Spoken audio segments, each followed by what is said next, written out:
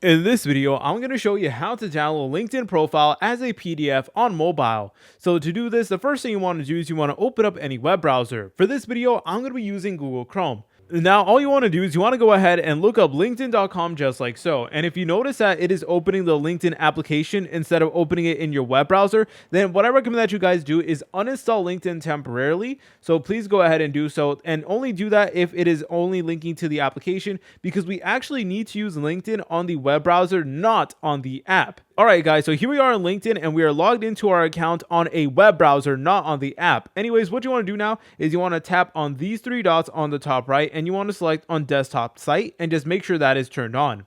Alright, then afterwards, all you want to do is you want to select on me, then go ahead and select on view profile. Then you want to press on these three dots just like so, and then you guys will see this option that says save to PDF, and all you want to do, you want to go ahead and press on that, and now it is going to save your LinkedIn profile as a PDF on your mobile device. If you guys found this video helpful, make sure to leave a like and subscribe. I'll see you in the next tutorial.